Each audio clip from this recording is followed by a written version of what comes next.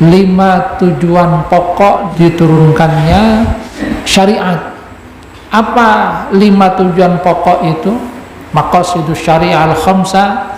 Pertama adalah hifdzu ad-din, menjaga agama, menjaga akidah tauhid ini jangan sampai lepas dari diri kita, bahwa kalimat la ilaha illallah itu kita bawa sampai kita menghadap Allah Subhanahu wa taala, sebagaimana yang dikatakan oleh Rasulullah, man kana akhiru kalamihi la ilaha illallah dakhalal jannah. Siapa yang akhir hayatnya itu adalah la ilaha illallah, maka dia akan masuk surga. Tentang kandungan masalah tauhid ini, hifdzuddin, kita akan dapatkan di dalam surah Al-Isra ini di ayat 23. Allah Subhanahu wa taala berfirman, a'udzubillahi minasyaitonir rajim, wa qada rabbuka alla ta'budu illa iyyah. Dan Tuhanmu telah menetapkan agar kamu jangan menyembah, jangan beribadah kecuali kepadanya, kecuali kepada Allah Subhanahu wa taala.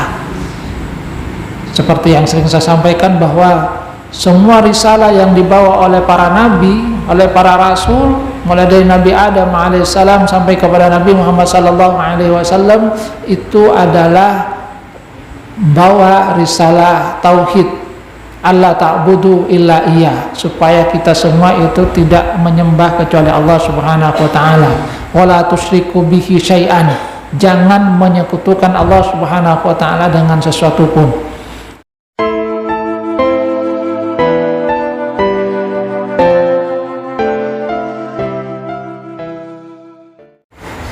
Assalamualaikum warahmatullahi wabarakatuh. Waalaikumsalam warahmatullahi wabarakatuh. Innal hamdalillah nahmaduhu wa nasta'inuhu wa nastaghfiruh wa na'udzu billahi min shururi anfusina wa min sayyiati a'malina. May yahdihillahu fala mudilla lahu wa may yudlil fala hadiya lahu.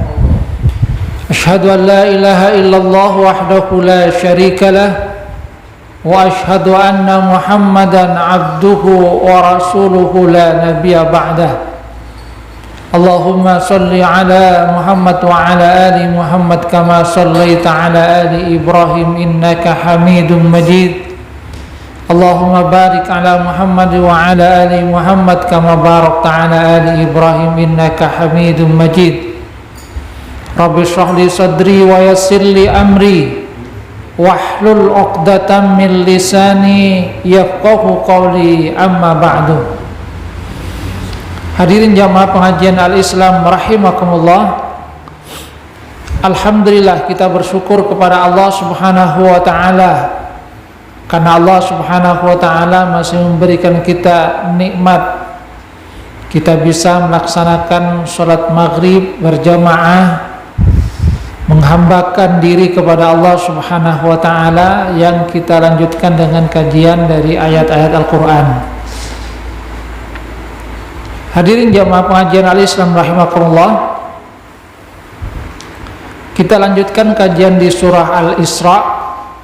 Dulu kita membahas surah Al-Isra, di mana tema di dalam surah Al-Isra ini tentang kesinambungan risalah, bahwa risalah yang dibawa oleh Rasulullah sallallahu alaihi wasallam itu merupakan risalah yang memang dibawa juga oleh para nabi, para rasul sebelum beliau. Bahwasanya kedatangan dari Rasulullah sallallahu alaihi wasallam itu adalah untuk menyempurnakan risalah yang dibawa oleh para nabi rasul terdahulu. Sehingga kalau diibaratkan bangunan, maka bangunan keislaman itu tidak akan sempurna kecuali dengan ajaran yang dibawa oleh Rasulullah sallallahu alaihi wasallam.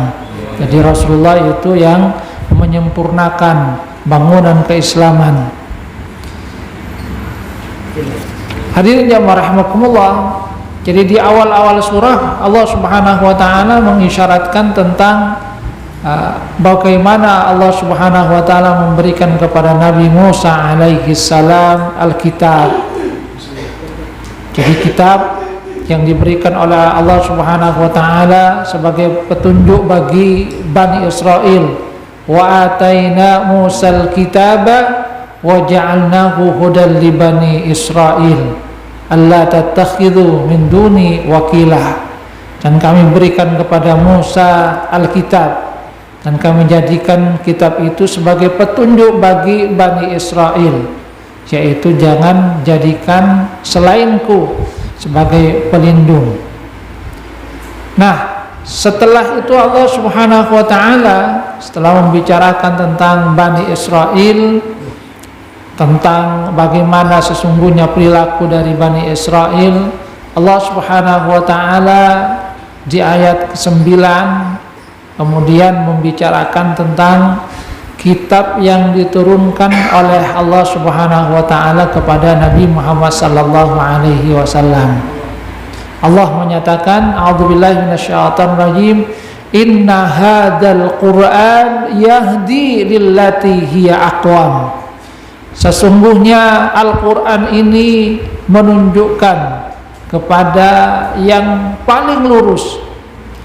Wa yubashshirul mu'minina alladzina ya'maluna shalihati anna lahum ajran kabira, dan memberikan kabar gembira bagi orang-orang yang beriman yang mengamalkan amalan salih, jadi melakukan amal salih, anna lahum ajran kabira, bahwa bagi mereka itu ada pahala yang besar. Wa annal ladzina la yu'minuna bil akhirati a'tadna lahum adzaban alima, dan bahwa bagi orang-orang yang tidak beriman kepada akhirat, kami sediakan bagi mereka azab yang pedih.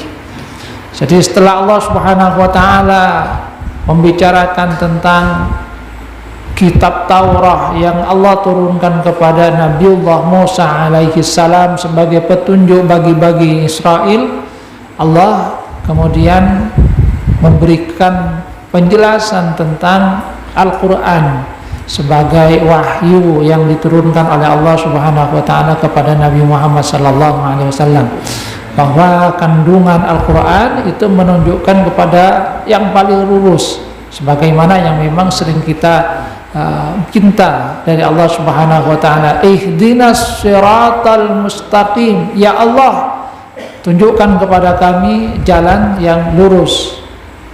Dan jalan yang lurus ini sesungguhnya ada di dalam Al-Qur'an. Inna hadzal Qur'an yahdi lillati hiya aqwam. Maka kemudian dilanjutkan ayat-ayat ini, Allah Subhanahu wa taala menjabarkan tentang kandungan-kandungan pokok yang ada di dalam Al-Quran. Jadi sebagai kesinambungan risalah, kita akan mendapatkan bahwa kandungan-kandungan pokok ini sesungguhnya juga adalah apa yang disampaikan oleh Allah Subhanahu wa taala kepada Nabi Musa alaihissalam, dan nanti disempurnakan oleh Nabi Muhammad sallallahu alaihi wasallam dengan perubahan-perubahan dalam masalah furu'iyah, yang kata para ulama, ketika para ulama itu mengkaji tentang ayat-ayat Al-Quran, termasuk juga hadis-hadis Nabi Muhammad sallallahu alaihi wasallam, mereka kemudian mengambil satu kesimpulan bahwa kandungan pokok yang ada di dalam Al-Quran, di dalam syariat Islam itu ada 5 yang mereka sebut dengan maqasidus syariah al-khamsah. 5 tujuan pokok diturunkannya syariat. Apa 5 tujuan pokok itu? Maqasidus syariah al-khamsah. Pertama adalah hifdzu ad-din, menjaga agama, menjaga akidah tauhid ini jangan sampai lepas dari diri kita, bahwa kalimat la ilaha illallah itu kita bawa sampai kita menghadap Allah Subhanahu wa taala, sebagaimana yang dikatakan oleh Rasulullah, man kana akhiru kalamihi la ilaha illallah dakhalal jannah. siapa yang akhir hayatnya itu adalah la ilaha illallah, maka dia akan masuk surga. Tentang kandungan masalah tauhid ini, hifdzuddin, kita akan dapatkan di dalam surah Al-Isra ini di ayat 23. Allah Subhanahu wa taala berfirman, a'udzubillahi minasyaitonir rajim, wa qada rabbuka alla ta'budu illa iyyah.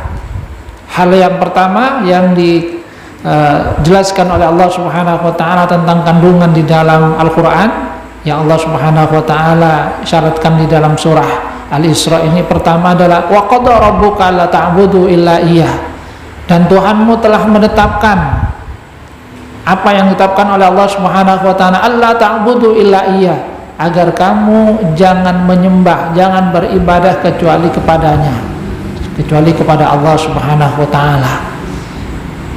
Seperti yang sering saya sampaikan bahwa semua risalah yang dibawa oleh para nabi, oleh para rasul, mulai dari Nabi Adam alaihissalam sampai kepada Nabi Muhammad sallallahu alaihi wasallam, itu adalah bawa risalah tauhid, Allah ta'budu illa iya, supaya kita semua itu tidak menyembah kecuali Allah Subhanahu wa taala. Wala tusyriku bihi syai'an, jangan menyekutukan Allah Subhanahu wa taala dengan sesuatu pun. Dan ini adalah kalimat tauhid yang harus dijaga apapun resikonya. Bahkan walaupun sampai mengorbankan nyawa itu diperbolehkan.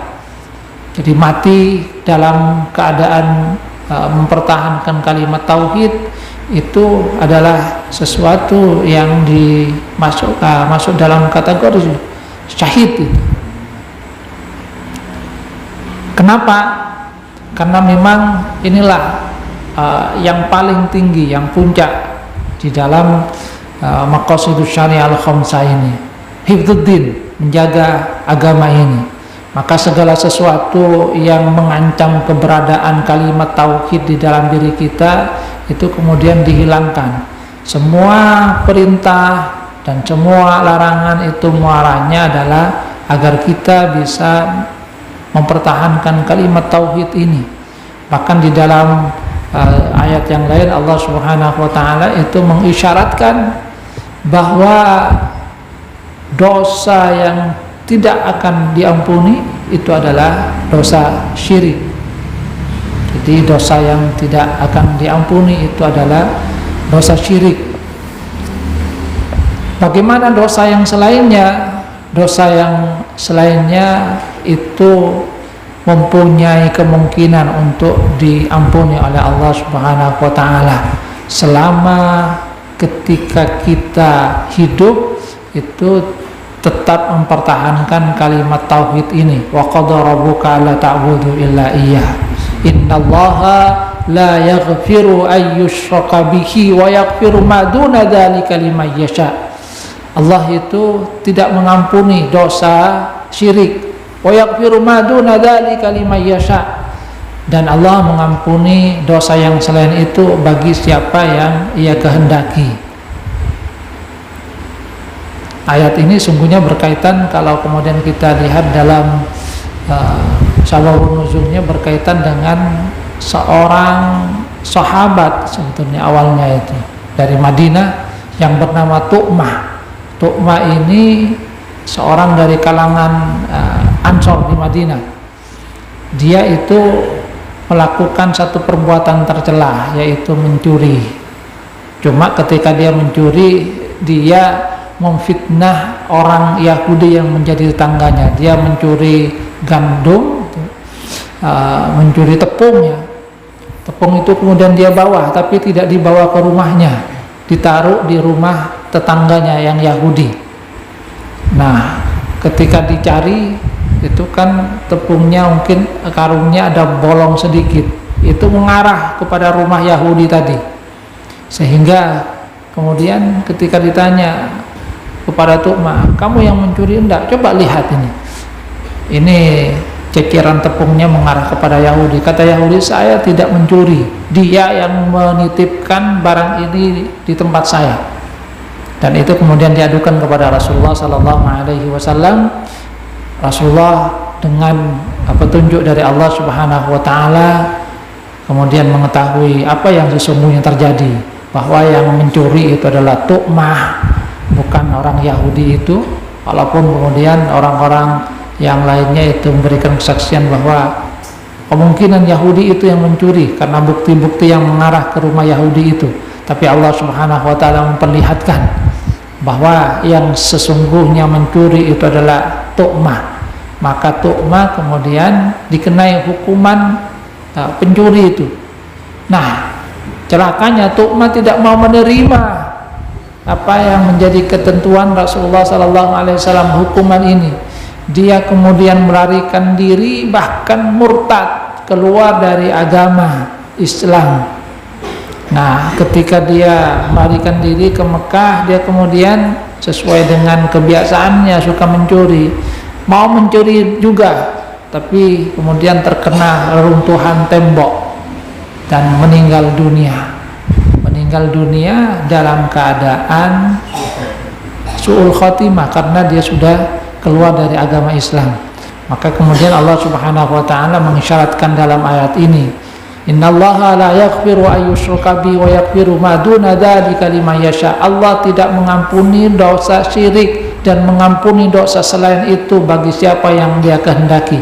Artinya seandainya tu'mah itu kesalahannya itu hanya mencuri tadi sebagaimana kesalahan awal dan dia tidak murtad keluar dari agama Islam, maka dia mempunyai kemungkinan untuk mendapatkan ampunan dari Allah Subhanahu wa taala.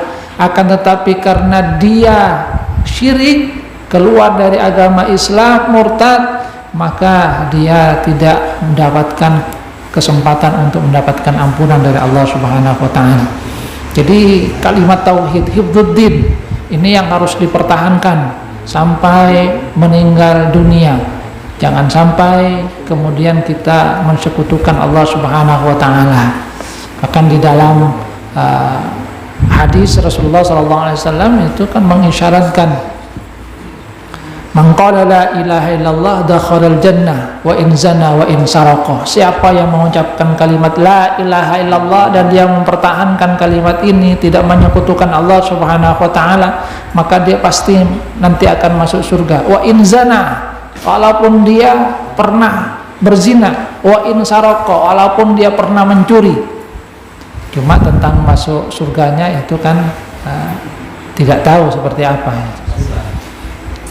Tapi ada jaminan akan masuk surga. Cuma mungkin dosa itu kan, karena kita itu kan diperintahkan untuk menyucikan diri itu. Kalau tidak menyucikan diri di dunia, maka nanti akan disucikan di akhirat itu. Semakin banyak kotorannya ya semakin lama mencucinya. Maka sebelum dicuci di akhirat, mari kita menyucikan diri dengan banyak mohon ampun, bertaubat kepada Allah Subhanahu wa taala di dunia itu sebelum nanti dicuci di akhirat. Ini yang pertama, wa qada rabbuka alla ta'budu illa iyyah. Jadi hifdzuddin, mempertahankan agama. Kemudian yang kedua kata para ulama adalah hifdzu an-nafas, menjaga jiwa. Jadi menjaga jiwa,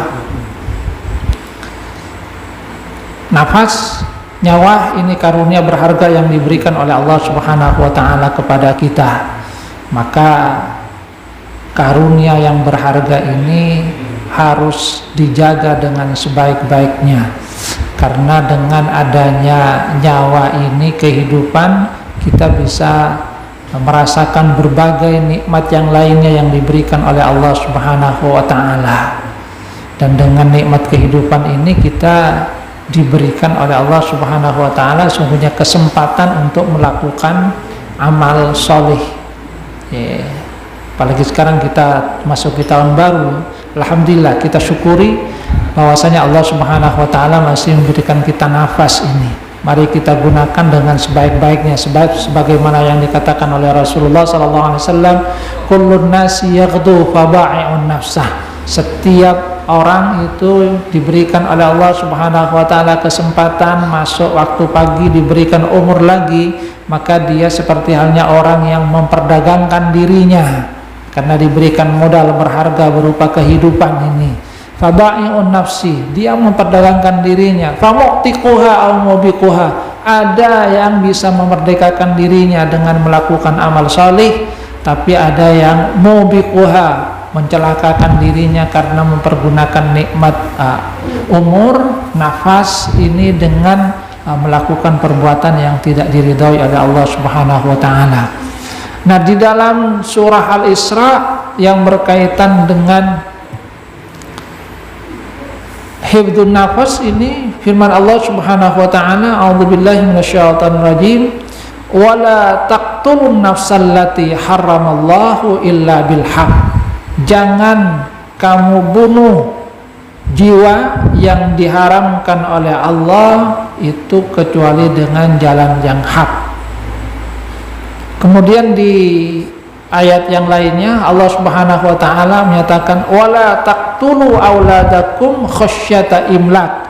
Jangan kamu bunuh anak-anak kamu karena hanya takut kelaparan, karena takut miskin. Nahnu narzuquhum wa iyyakum, kami yang memberikan rezeki kepada mereka dan juga kepada kamu. Inna qatlahum kana khit'an kabira, pembunuhan kepada mereka itu adalah kesalahan yang besar. Jadi di ayat yang ke-31 dan 33 di surah Al-Isra ini Allah Subhanahu wa taala memperingatkan kita tentang berharganya yang namanya nyawa, hifdzun nafas, karena ini merupakan karunia dari Allah Subhanahu wa taala, maka yang berhak untuk mengambilnya itu adalah Allah Subhanahu wa taala. Jadi jangan membunuh jiwa kecuali dengan jalan yang hak. Jalan yang hak misalnya karena hukuman had dari kisos, itu kan dengan jalan yang hak, atau hukuman rajam itu kan kemudian dilempari batu sampai meninggal dunia, itu adalah bil haq. Tapi selain itu maka tidak diperbolehkan oleh Allah Subhanahu wa taala, karena karunia nyawa ini karunia berharga yang diberikan oleh Allah Subhanahu wa taala. Di dalam surah Al-Insan Allah Subhanahu wa taala bahkan mengisyaratkan bagaimana karunia yang berharga ini. Hal ata 'alal insani hinum minad dahri lam yakun syai'an madhkura, bahwa dulunya kita itu tidak ada, tidak disebut, tapi kemudian Allah Subhanahu wa taala menciptakan kita, memberikan nafas, nyawa ruh kita ditiupkan ke dalam jasad kita, di dalam rahim ibu kita, kemudian jadilah manusia. Maka kemudian nikmat berharga ini Allah Subhanahu wa taala mengisyaratkan harus dijaga. Jangan membunuh diri, tidak boleh. Karena sekali lagi nyawa kita pun itu bukan milik kita. Bukan kemudian ini milik kita, nyawa saya. Bukti bahwasanya nyawa ini bukan milik kita, kalau datang malaikat maut itu kan tidak bisa nolak itu. Tok-tok. Kalau Kanjeng Nabi Muhammad SAW itu masih ditawari itu. Sudah datang waktunya malaikat maut. Iya, sudah datang waktunya. Mun anjuran kasokan. Kalau kepada kita tidak ada pamit seperti itu, langsung diambil. Jadi tidak diperbolehkan untuk membunuh, karena itu merupakan bagian dari dosa besar. Jadi pertama adalah hifdzu ad-din, yang kedua adalah hifdzu an-nafs, jangan bunuh jiwa. Termasuk di dalam ayat ini jangan membunuh anak karena hanya takut miskin. Allah Subhanahu wa taala kemudian menyatakan nahnu narzuquhum wa iyyakum, kami yang memberikan rezeki kepada mereka dan juga kepada kamu. Maka naudzubillah kalau kemudian kita lihat pada masa sekarang itu ada orang tua yang membunuh anaknya itu karena takut itu anaknya kelaparan. Jadi kita miris itu kepada tindakan-tindakan yang sesungguhnya tidak mencerminkan tentang keimanan, karena rezeki itu dijamin oleh Allah Subhanahu wa taala.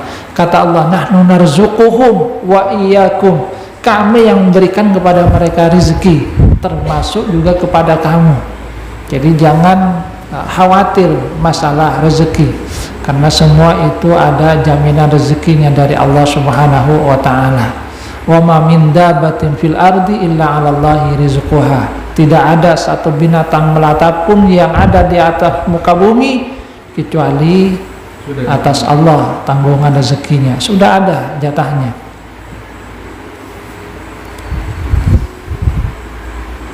Hifdzu an-nafas itu yang disyaratkan di dalam surah Al-Isra ini. Kemudian yang ketiga itu adalah hifdzu al-aqal, menjaga akal.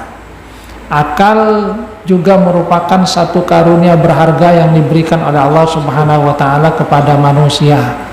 Dengan akal manusia itu bisa mengembangkan peradaban ini. Maka akal itu kemudian diperintahkan untuk dijaga dengan sebaik-baiknya. Hal-hal yang merusak akal itu dilarang, seperti halnya minum khamr. Sebaliknya yang mengembangkan akal itu diperintahkan di dalam agama. Kalau kemudian kita lihat di dalam surah Al-Isra ini yang berkaitan dengan pengembangan akal, pengetahuan, itu firman Allah Subhanahu wa taala, a'udzubillahi minasyaitonir rajim, wala taqfu ma laysa laka bihi ilm innas sam'a wal basara wal fuada kullu ulaika kana anhu mas'ula. Wala taqfu ma laysa laka bihi ilm, jangan kalian itu memutuskan sesuatu atas sesuatu yang kamu tidak tahu itu. Innas sam'a, sungguhnya pendengaran, wal basar, penglihatan, wal fuad, hati. Yang ini ada yang memaknai bahwasanya fuad itu merupakan bagian yang ada di dalam otak manusia yang terhubung dengan hati. Kullu ulaika kana anhu mas'ula, semuanya itu nanti akan dimintai pertanggungjawaban oleh Allah Subhanahu wa taala. Kenapa tiga hal ini kemudian disebutkan oleh Allah Subhanahu wa taala? Di dalam ayat yang lain kita akan mendapatkan penjelasan tentang tiga karunia ini. Allah Subhanahu wa taala mengisyaratkan bahwasanya wallahu akhrajakum min butuni ummahatikum la ta'lamuna syai'an wa ja'ala lakumus sam'a wal absara wal af'idata la'allakum tashkurun. Allah itu mengeluarkan kalian dari perut ibu kalian tidak tahu apa-apa, jadi tidak punya pengetahuan. Tapi kata Allah Subhanahu wa taala, wa ja'ala lakumus sam'a, Allah itu memberikan kepada kalian, jadikan bagi kalian as-sam'a, pendengaran, wal absara, dan juga penglihatan, wal af'idah, dan otak, hati itu. Di bagian dari otak yang terhubung dengan hati, fuad, la'allakum tashkurun, agar kalian itu bersyukur. Jadi tiga ini merupakan alat untuk mengembangkan pengetahuan. Ini mengembangkan akal manusia. Dengan pendengaran manusia itu mendengar. Anak kecil kan awalnya lewat pendengaran itu kan, diajari oleh orang tuanya lewat pendengarannya, karena penglihatannya itu masih belum berfungsi dengan sempurna. Setelah itu beberapa lama baru penglihatannya mulai berfungsi lebih banyak lagi, dia bisa melihat dalam beberapa bulan. Setelah itu baru berkaitan dengan fuad itu, rasionya, akalnya itu mulai bisa mencerna dengan baik. Jadi pertama dari pendengaran, yang kedua penglihatan, yang ketiga dengan akalnya ini. Jadi artinya Allah Subhanahu wa taala mengisyaratkan ini 3 potensi yang Allah berikan untuk mengembangkan pengetahuan. Pergunakan akal dengan sebaik-baiknya. Maka Allah Subhanahu wa taala kemudian memerintahkan agar kita mempergunakan 3 ini, la'allakum tashkurun, agar kalian bersyukur. Hifdzu al-aqal, maka dijaga akal itu dengan sebaik-baiknya, dengan mengembangkan pengetahuan, belajar. Karena itulah kita akan mendapatkan bagaimana Rasulullah SAW itu sangat menganjurkan, memerintahkan setiap orang, setiap umatnya untuk menuntut ilmu. Kun aliman au muta'alliman, jadilah orang yang alim, kalau tidak ya muta'allim, yang menuntut ilmu, atau nanti kalau tidak muhibbanil ilmi, yang mencintai ilmu. Jadi tetap yang berkaitan dengan ilmu, mengembangkan pengetahuan, hifdzul aql, karena dengan akal inilah manusia itu bisa mengembangkan pengetahuan, dan inilah memang merupakan bagian dari tugas manusia sebagai khalifatullah fil ardh, hifdzul aql. Kemudian yang keempat itu adalah hifdzun nasl.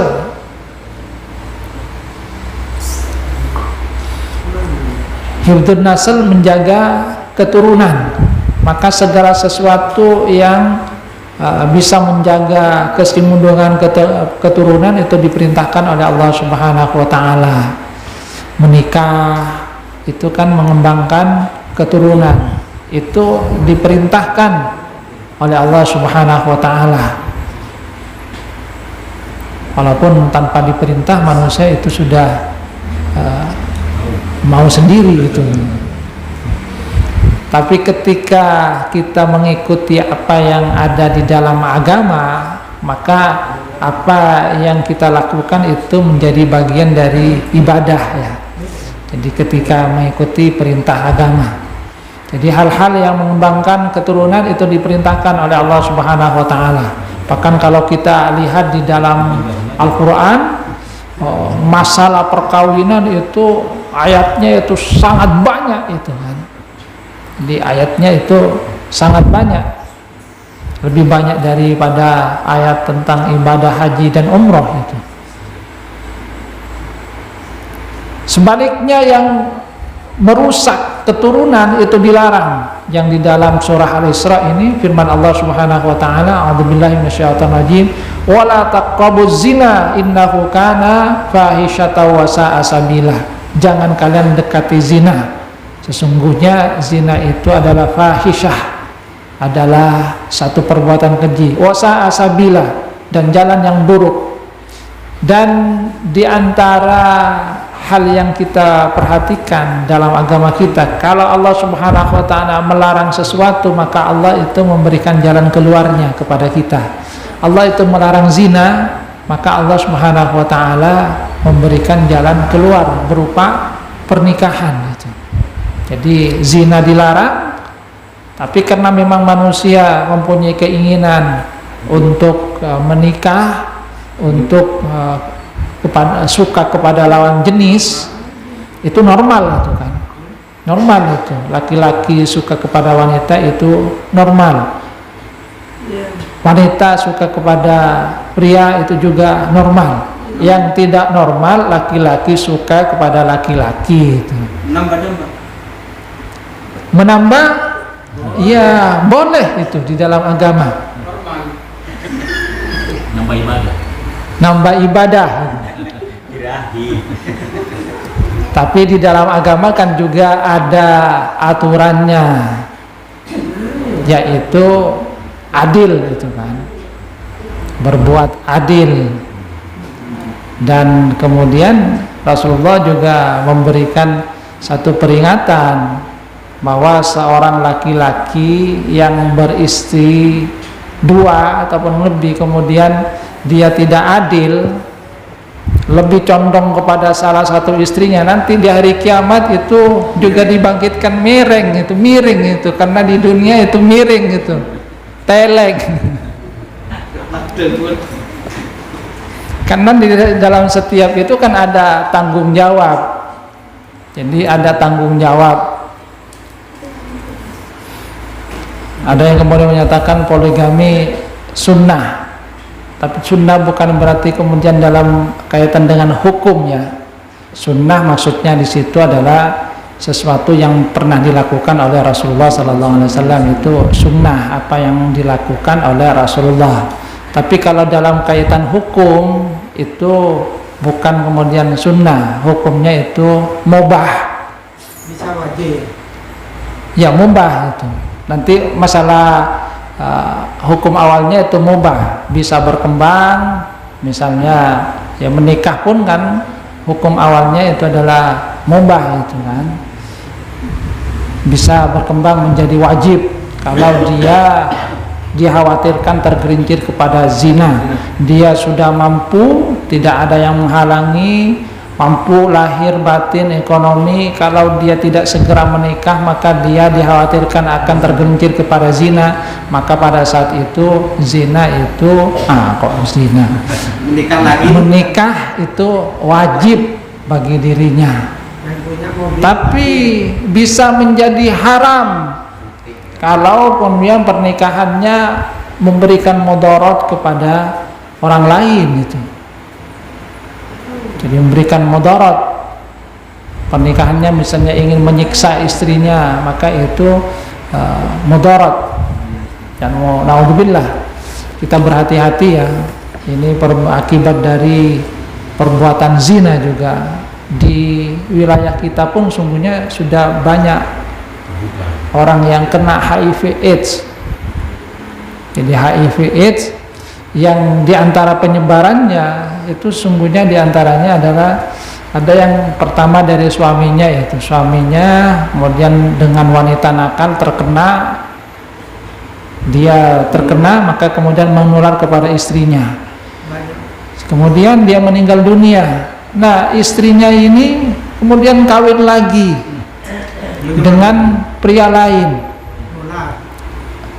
yang dalam hal ini ketika saya bincang-bincang kenapa kemudian dia tidak beritahu istrinya, itu dia merasa itu saya ini perempuan baik-baik itu kena tular suami saya, ya sudah saya nggak mau nanggung sendiri, saya bagikan lagi kepada yang lain.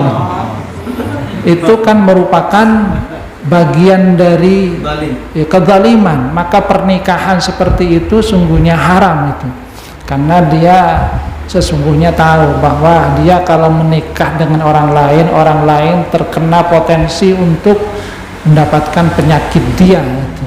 Maka perkawinan dengan orang lain pada saat dia terkena HIV/AIDS itu sungguhnya adalah bagian dari pernikahan yang haram, karena perkawinannya memberikan mudarat kepada orang lain.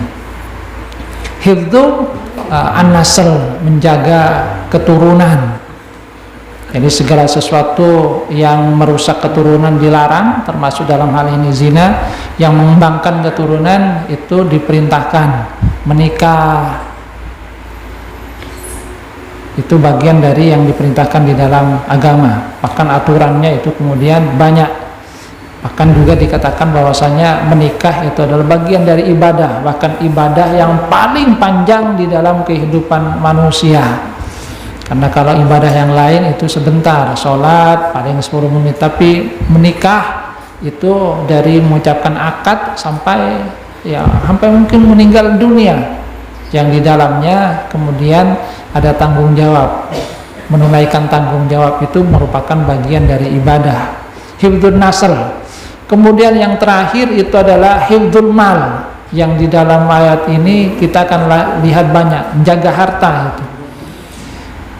Hal-hal yang merusak harta itu dilarang, sebaliknya hal-hal yang bisa menumbuh kembangkan harta itu diperintahkan di dalam agama kita. Di dalam ayat ini misalnya Allah Subhanahu wa taala berfirman tentang penggunaan harta, a'udzubillahi minasyaitonir rajim. Wa atidal qurba haqqahu wal miskina wa ibnas sabili wa la tubadzir tabdzira innal mubadzirina kanu ikhwana syayatin wa kana syaitan dirabbihi kafura. Dan berikan kepada kerabat dzal qurba haqqahu, hak mereka, wal miskina, dan juga orang-orang miskin, wa ibnas sabil, serta ibnu sabil, orang yang ada dalam perjalanan, wala tubadzir tabdzira, tapi janganlah kamu itu melakukan tabdzir, pemborosan. Sungguhnya orang-orang yang berbuat tabdzir, boros itu kanu ikhwana syayatin, adalah teman dari setan, sedangkan setan itu kufur terhadap Tuhannya. Jadi di dalam ayat ini Allah Subhanahu wa taala menegaskan tentang bagaimana sesungguhnya mempergunakan karunia harta yang diberikan oleh Allah Subhanahu wa taala, yaitu fi aujuhil khair, supaya harta itu dipergunakan dalam rangka kebaikan.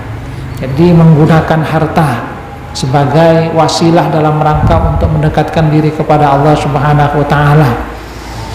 Termasuk juga at-tawazun bainal bukhli wal israf, pertengahan antara boros dengan terlalu kikil. Wala tajal yadaka maghlulatan ila unuqika wala tabsutha kullal basti fataqmuda maluman mahsurah. Jadi jangan jadikan tangan itu terbelenggu di leher, tapi jangan terlalu dijulurkan. Yang isyaratnya di dalam membelanjakan harta itu jangan terlalu pelit, tapi juga jangan terlalu boros, pertengahan. Apa yang memang harus dikeluarkan, kalau tidak perlu ya tidak usah. Karena semua itu sesungguhnya ada aturan, Allah Subhanahu wa taala memberikan aturannya. Dan hal-hal yang lainnya yang sifatnya fitrah, jadi fitrah, termasuk etika-etika yang kemudian diajarkan di dalam agama. Hadirin jamaah rahimakumullah, jadi ini sesungguhnya kandungan pokok yang ada di dalam Al-Quran yang Allah Subhanahu wa taala gambarkan. Inilah kitab yang menunjukkan kepada manusia kepada yang paling lurus, lillati hiya aqwam. Dan Allah menyatakan kabar gembira bagi mereka yang beriman, mengimani apa yang ada di dalam Al-Quran ini, dan kemudian menindaklanjutinya dengan bentuk amal solih, dalam bentuk amal nyata di dalam kehidupan, bahwa mereka itu akan mendapatkan pahala yang besar dari Allah Subhanahu wa taala. Sebaliknya, yang kufur, tidak mau beriman, yang di dalam gambaran ayat ini dikatakan la yu'minuna bil akhirah, karena mereka tidak beriman tentang hari akhir, maka bagi mereka ada azab yang pedih. Artinya sekali lagi, Al-Quran itu merupakan risalah yang meneruskan apa yang dibawa oleh para nabi dan rasul terdahulu, dan Al-Quran itu adalah kitab yang Allah Subhanahu wa taala turunkan sebagai hudal linnas, sebagai petunjuk bagi semua manusia. Manusia itu kalau mau untuk mempelajarinya akan mendapatkan petunjuk di dalam kehidupannya. Dia adalah nur, cahaya yang akan menerangi manusia di dalam kehidupannya. Tapi Allah Subhanahu wa taala isyaratkan di dalam surah Al-Baqarah bahwa yang bisa benar-benar mengambil petunjuk ini hanyalah orang-orang yang bertakwa. Hudal lil muttaqin, petunjuk bagi orang-orang yang bertakwa, yang di dalam ayat ini Allah Subhanahu wa taala katakan al-mu'minun, yang pertama yang beriman, dan yang kedua adalah alladzina ya'maluna sholihat. Iman itu diimplementasikan dengan melakukan amal sholih, melakukan petunjuk yang diberikan oleh Allah Subhanahu wa taala di dalam Al-Qur'an. Mudah-mudahan Allah Subhanahu wa taala menggolongkan kita kepada bagian dari orang-orang yang bertakwa, orang yang mengimani yang ada di dalam Al-Qur'an dan mengamalkan apa yang ada di dalamnya. Ini saja yang dapat saya sampaikan, kurang lebihnya mohon maaf. Wabillahi taufiq wal hidayah wa ridha wal inayah. Wassalamualaikum warahmatullahi wabarakatuh. Waalaikumsalam.